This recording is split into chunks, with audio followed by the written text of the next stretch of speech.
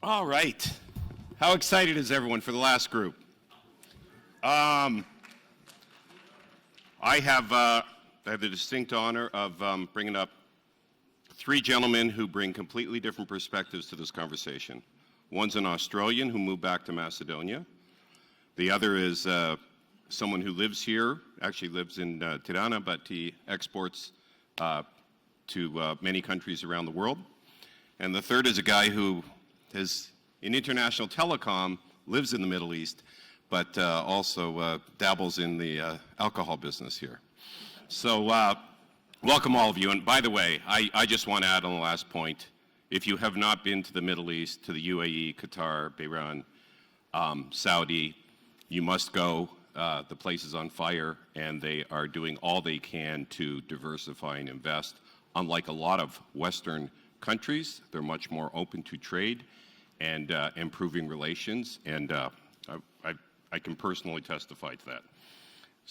First of all, we have Dalibor Frtunik, right? Did I get it right?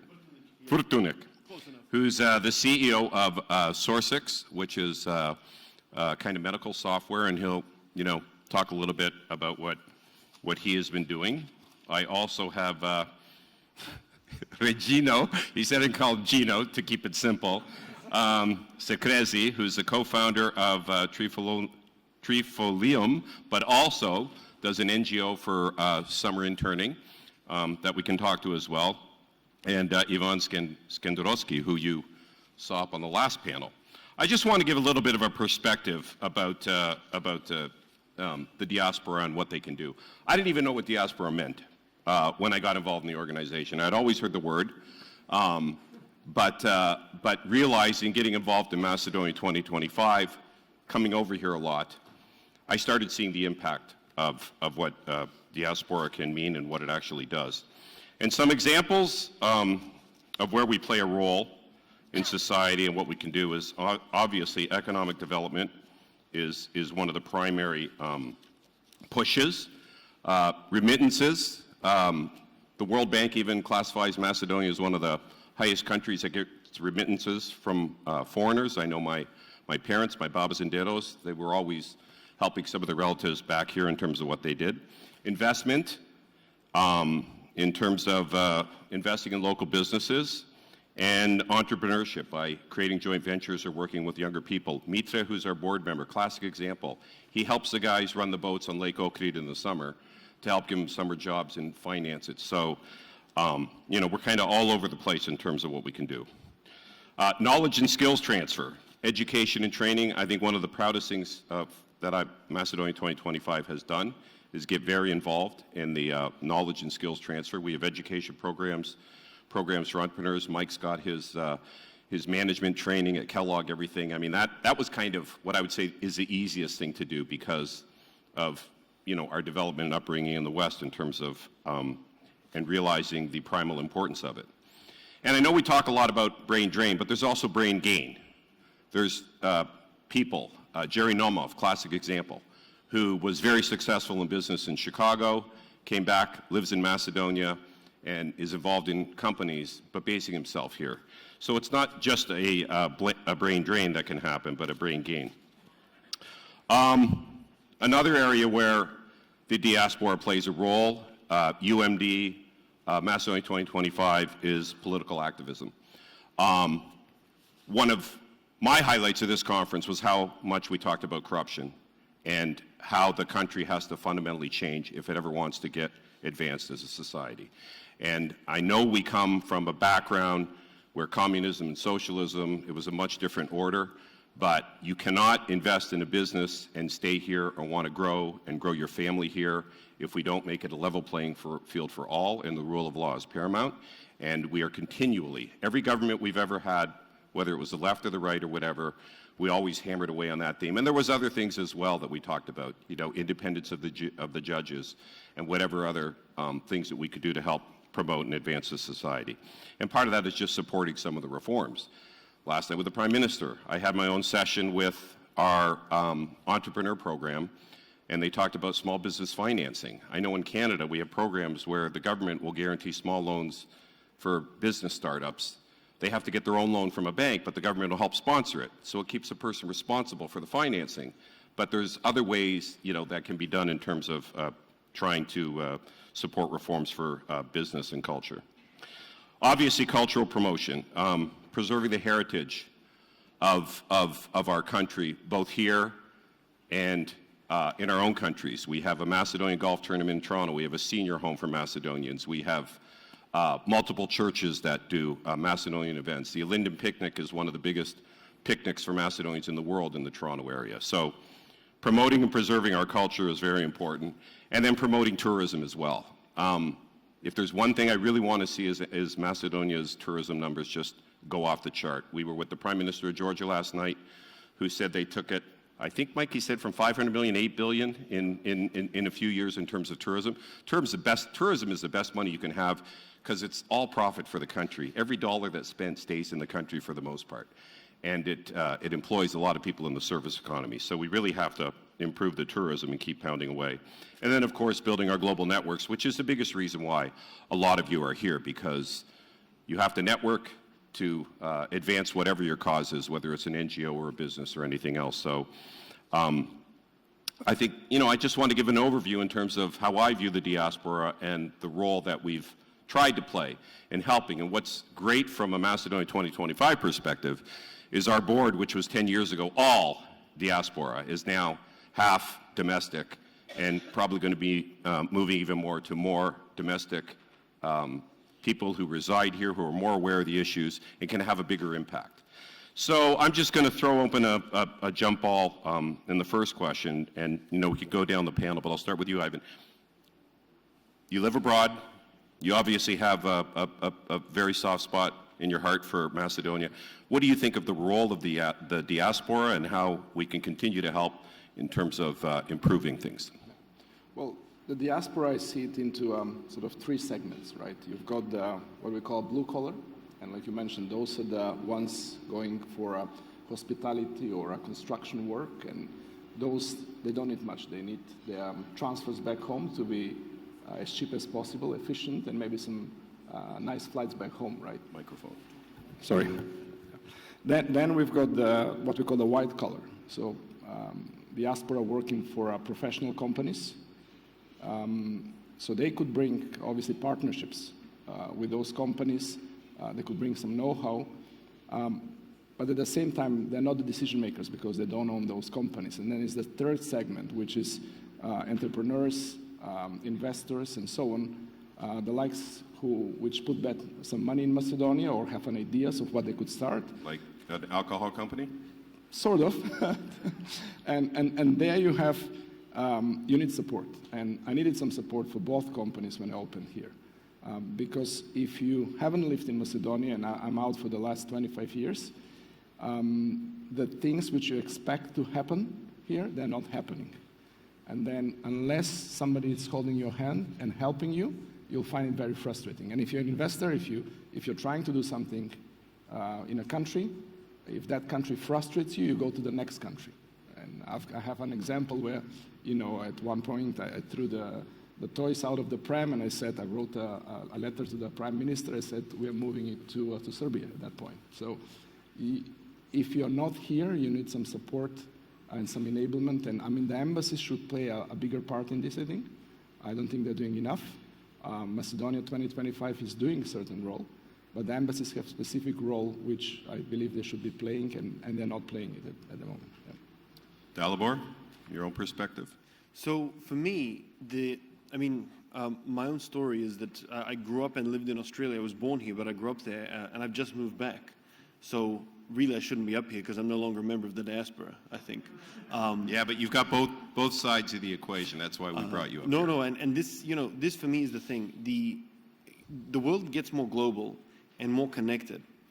This is improving among the diaspora generally, but I think young people cannot make a connection unless they spend some time here. So the first thing the diaspora, need to do and be encouraged to do more broadly is to visit. I think this is happening more. But there is such a tradition of guest work, of working abroad, of remittances back home. And I think there needs to be a fundamental shift, which again is happening, but support and accelerating this would be enormous. Remittances achieve nothing in the long term other than a small amount in the economy. It's no different to, you know, a World Bank grant or something, right? The focus needs to shift to investment. And even you're making the point as well, you know, you have one bad investment, you don't want to do it again. So rather than personal investments, which are great and totally should continue to happen and be encouraged, there needs to be a better structural mechanism, and I think this is the right forum to lead it, quite honestly, to enable people to form small funds where they've spread the risk. You got 10 great guys with an idea who know 10 guys from the diaspora who are well-heeled, well-traveled, bring experience. Co-mentor all 10, invest in all 10. And if 2 turn out to be duds, whether by fault of their own or no fault of their own, it does not matter. You know, I like making this point, and I appreciate it maybe overambitious for the country, but I still believe in it. Sequoia Capital, right, Facebook, Google investor, all that stuff. Their investment in Google, I think, was up, I don't know, 100,000% or something, right? In Facebook, the same. Their net annualized returns during the biggest Silicon Valley boom was 30%, which is a phenomenal return. But 30%, when you've got Facebook, Google, you know, investments, that's so many duds. Here, one dud, people like, that's it, you know, I'm done. That culture's got to change. You need 100 duds. This thing is, at the end of the day, as you know, entrepreneurship is as much a gamble as it is a place where your labor and your time and your ability are rewarded. And, you know, when you've got people who have built up a life overseas, don't necessarily want to come back here, the ability for them to spread their risk would be tremendous. So, you know, the way to do that is for members of the diaspora to connect with other members of the diaspora, you know, form their own associations. I mean, and the now more than ever, the infrastructure exists. You talk about the clubs in Toronto. I mean, you know, a bunch of young people coming out, seeing what goes on, understanding the potential and the opportunity. You know, maybe we'll talk about that a little bit more later. But for me, it is that ability to spread the risk and encourage the mindset to go from things like remittances or just visiting to full-on, full-bore investment in a safer way that encourages even more of it to happen. Thank you. Gino, over to you. John, first I'd like to thank you all for having me here today. It's truly impressive what you're doing with this project. I didn't have an idea before, and it shows a lot about your dedication and passion. As for the value of Diaspora, I fully agree with everything that you mentioned, but I wanted to see it more from a business perspective, and I think that Diaspora can serve as a waiver for the risk of doing business in our countries. In every decision that we take as business leaders, we take many factors into account, like interest, convenience, workforce in the country where we want to go. But one breaking point for me is trust. And trust is something that the diaspora can bring for our countries, because they are proven examples of success in integration. And if we take advantage of that and we find back home an environment which is welcoming and we have the right people which we trust, we can create synergies which can add value to the diaspora, the country where they are in, and our home country. Thank you. Let me throw you then on offense. If you were hired as a trade consultant to the government of Macedonia, what would you, I'm going to ask each of you, what would be your 2 or 3 priorities that you would focus on in terms of improving or making your own investment experience better for the next person? Right. Shall I start? Go ahead, Yeah. sure. So, I mean, the first one, it will be linked to what I've done in the past. So I'll give you the example. So it took us 3 months for the distillery to find the master distiller. It took us 6 months to do the setup, buy all the equipment, find the place. And then it took us 2 years to get the license. And that was because of, you know, the intergovernment communication. We were very confused. We were being taken from one government office to another. They were not talking to each other and so on. And so the process improvement, the intergovernment communication, making things simpler, lowering the paperwork you need to do, that is a must. The other thing is, for example, now I'm trying to make the other office, which is the consulting business, a bit more diverse, where I'm trying to employ people from elsewhere to come to Macedonia, because if you have more foreigners in your office, then the official language becomes English, and they learn more from those people coming rather than we try to train them somewhere else, right? But I'll give you an example. I've employed a Moroccan national who needs to get a business visa for Macedonia. Macedonia has only one embassy in Egypt covering 54 countries in Africa. And I need to get him a visa for Egypt, for him just to visit the embassy and go for the interview.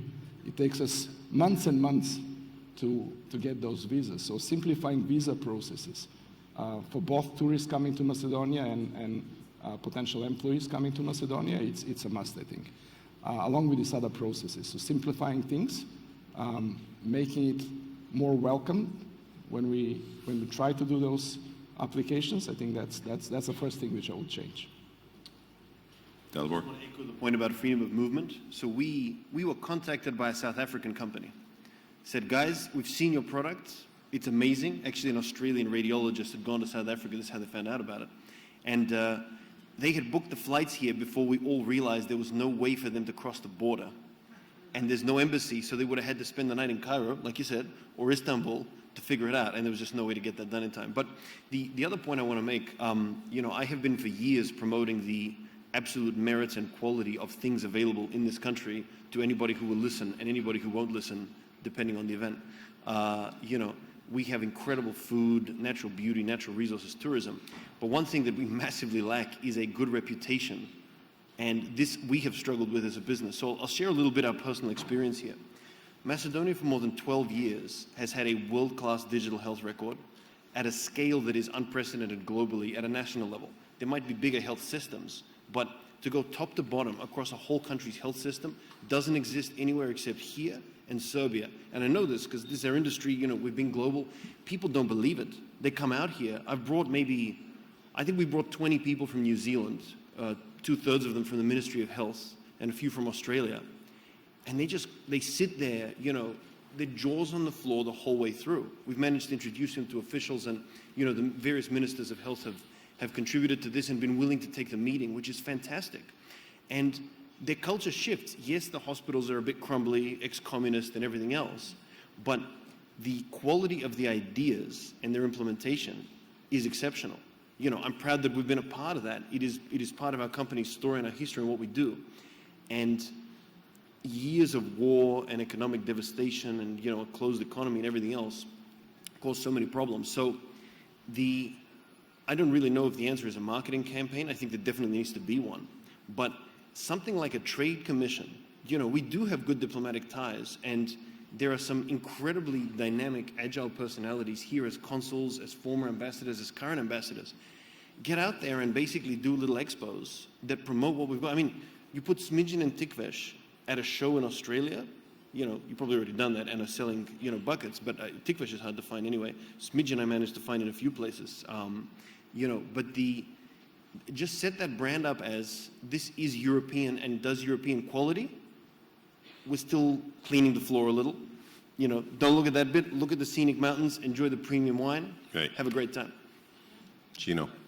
For sure, I cannot say what is the best thing that the government of Macedonia can do, or any government, because I believe it truly depends on a case-by-case scenario. But it's important that governments have a clear vision of where their country wants to go and which fields they want to prioritize. And also, more important than the government, I think the whole ecosystem has to go from a zero-sum-up game where everybody wants to get a piece of the pie to creating shared value for everybody. I think that is the way. We have had experience in Albania where we wanted to bring international investors, but governments were not very flexible, and they were not clear where they wanted to go. It required us 3 years, for example, to make the government prioritize ICT upskilling in Albania, and now finally we have ICT courses since first grade. Yeah, go ahead. This is a really good point. We skipped the whole regulation part of that by owning the company in Macedonia. So on paper, we're an Australian company, even though the entire management is here, all of the key workforce is here. Every other country, including the on paper head office, is a sales office. There is a role for the private sector here too, and the diaspora, which is open a company in your country, and then fuse it with here. That is not so difficult red tape wise. Just to re-emphasize to what Dalibor mentioned about the marketing and the brand and the campaigns, I still remember those CNN commercials, which were way back about Macedonia. And, you know, at that time I was outside and I was like, this looks really nice. Yeah. And then I got so many calls from friends and colleagues and business partners saying, you know, we knew you're Macedonian, but we didn't know your country is so beautiful. But we saw the video on CNN. How can we visit, you know? I think they're relooking. I think they're relooking at a international campaign again because it was effective. And you know, I had friends say to me, "Wow, yeah, now I know where you're from." I want to put a bit of twist on this because it might be applicable to a lot of the small businesses that are out here. Talk to us a little bit about the internationalization of your office. Like you brought up the fact of mixing cultures. Not only is it a language benefit, but what does it do to even the domestic people when they start working with foreigners either abroad or here, you know, you bring them into Macedonia? Right. Well, I think, so the office which I've got here, I'm trying to make it more international, but at the moment it's But why? I'll explain you. It's purely Macedonian now. All the other offices, I've got 4 others, they are very international, right? And what I felt here is the Macedonian office is having some sort of pushback towards the other offices in terms of collaboration and so on. But when I send the Macedonian teams abroad, and they travel everywhere, they travel to Africa, they travel to Central Asia, even Philippines and Chile these days, they work a lot better. And it's sort of breaking that way of thinking and the way they work and breaking it by introducing somebody who does things differently, right? And you know, things like business analysts, we don't really have a school which teaches university students how to be business analysts. We have problems with the way they're approaching problems.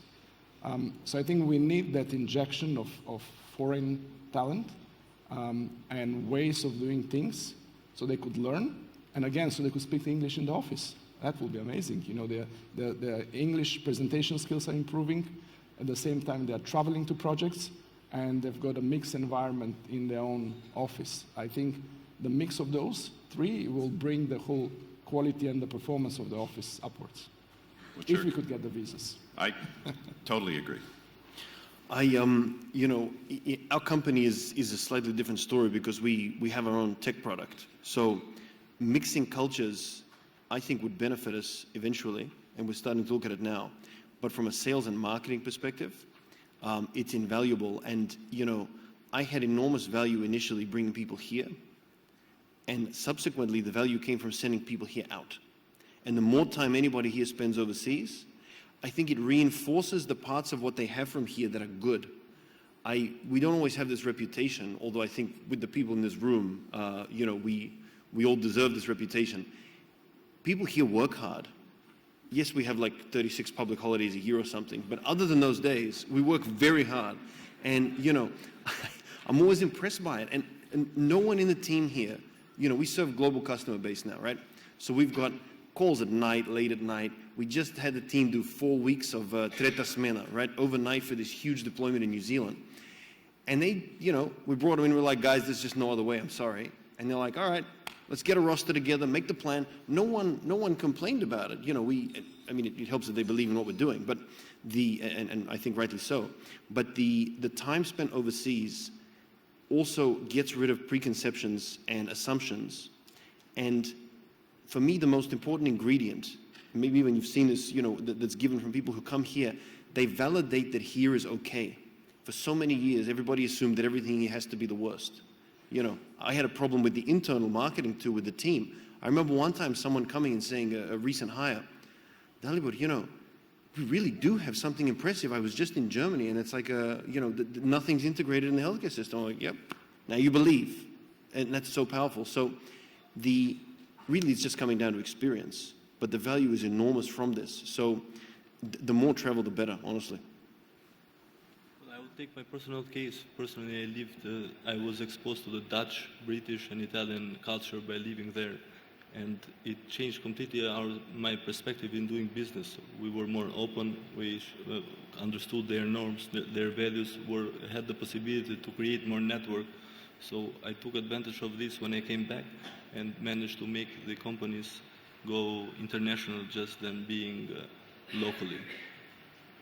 Yeah, I think it's one of the challenges that I would put to people with small businesses here is bringing someone and locating them here to enhance your business has a double impact. It's going to improve your whole workforce in the office, and it's going to open you up to a broader community, and we're going to start getting more of a brain gain in terms of people here. I think we always have to assume, well, you know, they want to live in Amsterdam or Stockholm or whatever else, but there's many benefits to here, and their disposable income in terms of what they'll have will be a lot better, and your workforce will be better. Sorry, Gina, what were you going to say? To add something, because we have always this idea that living in Amsterdam or living abroad is way better. But for example, what I say to many Albanians that go abroad or also foreign friends, okay, why shouldn't you live in Albania? You have the sea, you have sun, you have 4 seasons, so you can enjoy life much better and do the same work as well from here. So now you can work remotely as well. So. And I'm sorry, John. Yeah, go. I just want to reinforce this because my own experience. In Sydney, we're in Sydney, you know, and I've been to the GTA, it's about the same. You go anywhere, it's going to take you 1 to 2 hours of driving, just all the time, and you live in the car, and I hate it. You know, the other day I was in traffic, it was really bad here in Skopje. Instead of 5 minutes from my door to the office, it took me 8 minutes. And everybody's like, honk, honk, honk. I'm crying tears of joy, you know. I tried to call my mother when she was still over there. We couldn't get to the end of the hellos. You know, I'm in the office, right? I'm like, I'm going to have to call you back, Ma, sorry, you know. And it's a huge thing. People really appreciate it when they come here. It's a really good point. Dalibor, what brought you back? Like, what motivated you to do it in Macedonia versus elsewhere? So many factors, you know, and one of them was to locate myself closer to the team. You know, we got 150 people now, plus a few dozen overseas. I couldn't run that out of the, you know, the home office at 11 p.m. every single night on phone calls. It just doesn't work. So that was one, you know, significant reason. But I also felt it would be better for my family. If I can walk to the office or spend 5 to 8 minutes in the car, that's time with the kids that you are not going to get over there. And the time with the kids is sometimes in the car, right? They're not even looking at you. They're strapped to the kid's seat, staring out the window, listening to whatever music they or you, usually they, prefer. So that was a big deal for me. I also find the social culture very warm. You know, something that has happened in the West that bothers me greatly is that children are afraid sometimes of other children. Not for like physical violence or something. You know, there is a reticence. Here, we got a little baby who's just started walking. Every possible kid, because it's hilarious, it's like a tiny child walking, it's like a living doll. Every single kid will come up, pat her, hug her, kiss her, and they don't even know these people, right? Half of them aren't from here, probably. You won't get that in New York. No, you really won't, right? You know, and that for me is a big thing. But the other thing, I just want to make a point on this one. For now, this is a permanent home, and it will always be a permanent home in my heart. But something that as entrepreneurs, I think we can start to appreciate more and more, and I want to try and send that message to the diaspora. A passport, a tax residency, a domicile, these are tools. They are neither an identity nor are they a thing that is any more permanent in the world, right? We're not all farmers and need to keep an eye on the field. Go somewhere for 3 years, like the people you're going to bring over, right? You know, you'd had your years over there, came back. The idea of mobility, physical mobility, is easier than ever, but it's doubly easier to come here than to go there because you have such a support network, and even if, you know, whatever's hard, you got 3 hours back in your day that you're not in traffic to do that thing. It's huge. Ivan, what brought you back?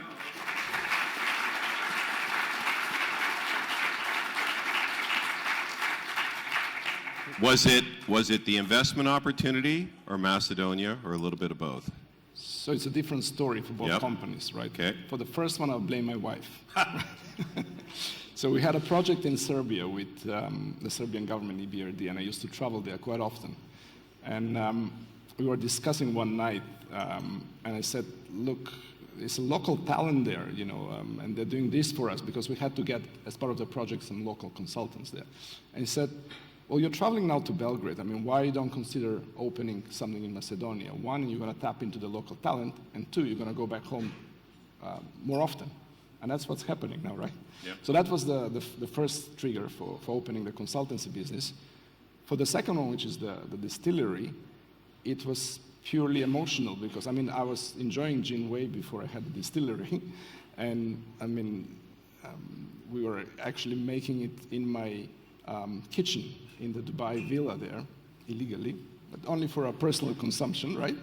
Just and then personal. Personal consumption, and then And friends. And then I started Googling about, you know, the main ingredient, the juniper berries, and I found that Macedonia has the best juniper berries in the world. Full stop, right? There you go. A lot of the So it was the product. At the end of the day, it was. yeah.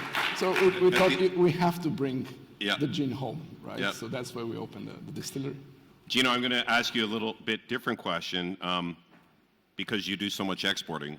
What's your biggest challenge in terms of scaling your business to export from here?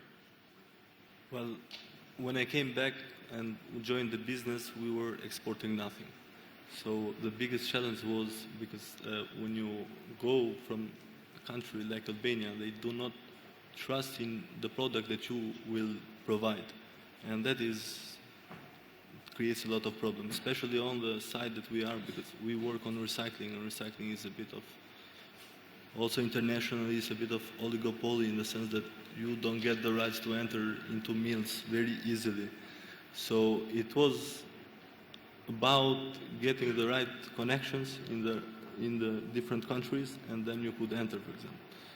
We started working with Macedonia last year, and it was made possible through a friend which I met while I was studying in the UK, but we were next to each other, so we didn't do it before. So, but now it's working, it's going pretty well. So challenges can be hard, but can be overpassed with hard work, I believe. So I talked a little bit about what the internationalism does for your employee base. I want to ask each of you, because you either live or have worked abroad, in terms of your leadership and management style, like what did you personally gain by your international exposure as opposed to just staying here? So in terms of what? For you, outside, like how outside, what getting outside of Macedonia, what did it do for your management skill set and the way, you know, you approach things both from a business mindset in terms of, you know, when you left, or, you know, to what you've achieved now? Right. Well, I think, you know, when I left from here, I worked for 12 years for British Telecom, right? And I think, you know, when you leave the country, it's very good if you go to a relatively large company which has certain way of doing things. Obviously, British Telecom at that time, it was well-established company. You know, you fit into a mold, but that mold is not a bad mold, because there are certain things which you learn how to deal with meetings, the quality of the outputs. You learn, again, how to communicate with other people, different cultures, different nationalities, and it sort of develops you. And then companies which are with that size and have international presence, then they give you opportunity to go elsewhere. I mean, from UK, then I went to Far East, then to Dubai and other places. So they give you opportunities to grow until a point where they are stifling you, because then they become a bit too bureaucratic, and then you have to go out. But it certainly gives you the perspective of how to deal, like I said, with different cultures. It improves your communication skills. It improves the quality of the outputs. And I believe, again, I'll come back to what I said before, that, you know, bringing international talent here will also help in terms of the local team. So, Were you anxious at the beginning? I was straight out of university, so of course I was. Yeah. I mean, I didn't even have the visa at the beginning. You know, I had just temporary visa, so I was trying to prove myself in order to be there for longer. Dalibor, the reverse. What did you bring? What skill sets did you bring that you found I had helpful I had a different experience because I've kind of been an entrepreneur since the beginning. You know, I think not the skill set, because I didn't learn anything about managing a business over there other than what I learned by doing it.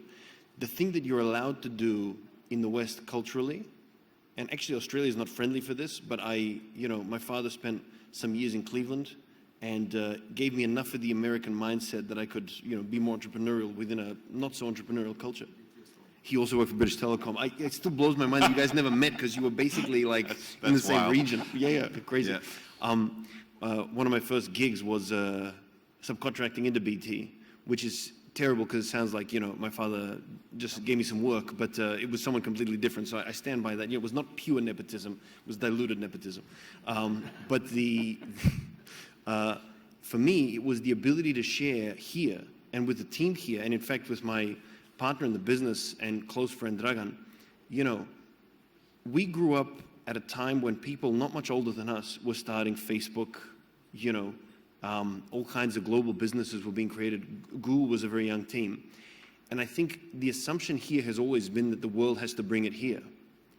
And, you know, I met tech entrepreneurs in New York who were terrific. And I met some where I'm like, I would not trust this person to take a coffee order. And they're out here pitching at a startup pitch session. Therefore, there is no barrier. Just go for it. You know, and that ability to come here and basically just convince the whole company, guys, we're just going to go for this thing. Yes, it's a national deal in New Zealand. Let's just try the thing out, you know, and then we won it. So I think there's a terrible expression because of its history, but I love using it, you know, drink the Kool-Aid.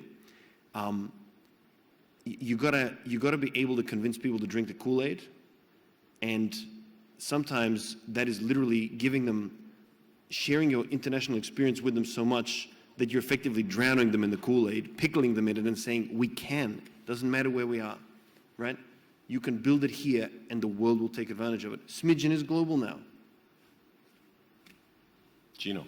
So I finished studies and immediately turned back to business. So it happened, not all because it was in my hands. I was studying in the UK, then Brexit happened, it was more difficult to get a job there.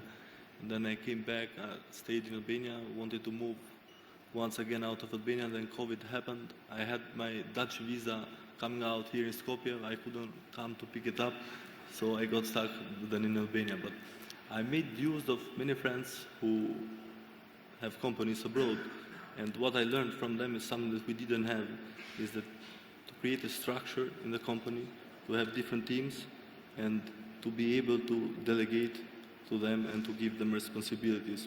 In order, if you need to grow, you have to have people who can take responsibility and put the tasks forward. I love asking this question, especially when we have a lot of young people in the audience who are starting businesses, everything else.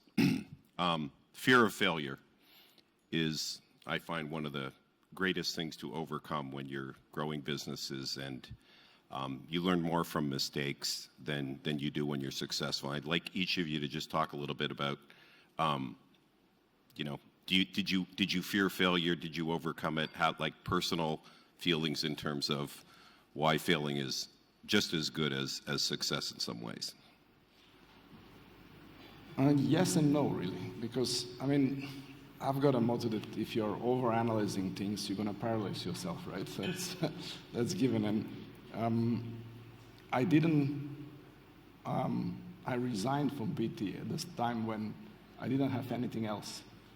And then I started doing freelancing, and then we opened Salient. So I didn't have much choice to think about failure. You know, you're there on the market. You just did it. You'll have to find a way to put food for your family, right? So, and if something fails, you try the next thing. But, you know, at the end, there is an outcome. You can't be always failing, right? There'll be something at the end. Guys, Dalibor? Yeah, just echo that point. You know, for me, it was the assumption, and this is, I just want to tie back to that point about the remittances and investment. This is why investment is such a more valuable way to engage with the economy as a diaspora. If you didn't earn the money, you will die to keep it because you're never going to get more. Failure is... You've gotten 2 applauses today. That's Thank you, everybody. That's a record for one of my panels. I'm glad you agree, right? Because if you've built something and it fails, well, you've proven you're a builder, okay, right? The fact that you built in a swamp, maybe you picked a bad location, maybe it's the market. Nobody saw the tariffs coming. Actually, some people saw the tariffs coming. I had a good day that day with the market. Not like... No. Not as Warren big as Buffett they saw were. them coming. What is he on, 5% of all T-bills now? You know, so but the point is, when you have built something, right? When you go to the gym, and I learned this in the gym, I learned how to articulate it. When you lift the weights and you cannot lift them anymore and they fall out of your hands, you actually gain the most muscle and bulk. And this is a thing that weightlifters do to get huge, training to failure. So financially, we shouldn't do that as often as we should do it in the gym. You know, your muscles recover more quickly than your bank account. But don't fear the failure in the sense that the consequence of failure is you did and learned so much, now you're equipped to do more. And the experience you have gained, no one can take that from you. Exactly. That's a gain that is not financial, but is worth money down the line. Yeah, Dalibor said it very nicely, so I cannot add any more to this. I believe that we should not stop from the fear of failing, but grow every time that we fail. Exactly right. So the government comes to you and they say, I want to hire you, go market the country. What would you tell your friends or business people or anyone looking to invest in Macedonia, the benefits of why you would locate here versus elsewhere? Well, Macedonia, obviously, you know, it's a relatively small country. I would say it does have a good talent. That talent needs a certain upbringing in terms of being internationally competitive. The country, in terms of the processes, yes. I mean, you have to be patient. You know, there is that factor, but it's right in the middle of Europe, even that it's not part of the European Union. Strategically, it's nicely positioned, right? You could reach a lot of locations. You could attract talent also from North Africa, for example. North Africa and the whole of Africa continent, it's now into this cycle of creating better and better talent. So I would say, you know, the country, you know, it's something which gives you a starting point. And, you know, the government, I think now is more open into supporting new business startups here. We also have the free zones and so on, but, you know, even opening a mainland company, it's not that difficult. Again, the environment is very livable, I would say. You know, it's a nice country. You've got all the seasons. You know, food is relatively affordable. Accommodation is affordable. So with the same amount of money, which if you're earning in Europe, you could have a better quality of life here. So the quality of life, I think Dalibor mentioned it, you know, traveling in London with tube and, you know, going or commuting from outside, you spend hours and hours to get to the office. And you know, it's not a pleasant transport. I mean, here you're everywhere in 15 minutes. So there are certain things about the quality of life which you get here, which you don't get elsewhere, even if you're earning double that, right? So I think that is one of the fundamental things that, you know, here, coming to Macedonia might improve your quality of life than being somewhere else.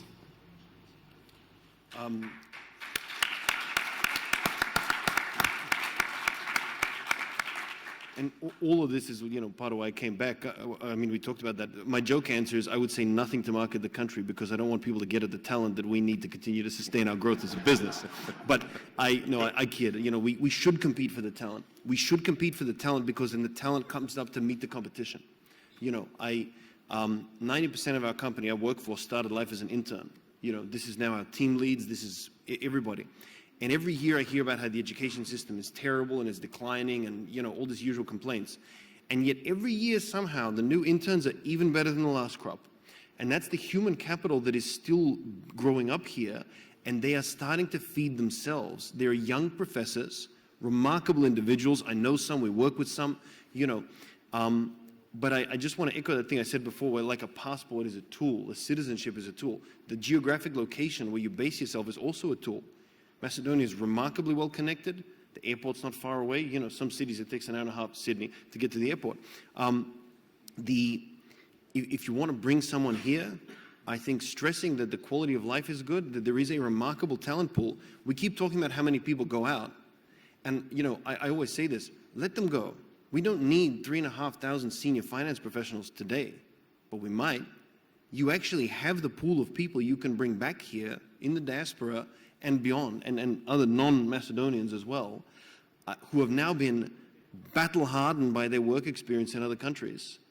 And all of them know that their quality of life is inferior to what they would experience here. They do it for their careers and their personal development. Gino? So I wanted to take a bit from what Ivan said, that, okay, Macedonia is a small country, but this is the case with all the Balkan countries. But what is that we have to, could be very well to sell is that when you come to Macedonia, you just don't come to Macedonia, you come to the whole region, and be with how well connected it is, you are part of a whole different market. And given the new shift that we are seeing in the world, that globalization is not the same as we knew until now, and we are moving towards regionalism a lot, Macedonia can be a very great entry point for also the region here. One more point, the taxation here. I believe corporate tax is still flat 10%, give or take, right? I mean, now even United Arab Emirates is 9% tax. So United Arab Emirates, Macedonia, they're just about there on taxation. So 10%, I mean, compared to European Union and other countries, I think it's amazing here. So I want to thank you all. If I could wrap up the session for everyone, I'd say that the highlights are get international exposure either for yourself or bringing people here to work in your organizations. That'll, balance out your team. The quality of life here is exceptional in terms of what can be achieved for families, low taxation, and keep staying on the government to improve our programs, to improve the business climate for everyone. There's also a great annual summit. What's that? There's also a great annual summit. Thank you.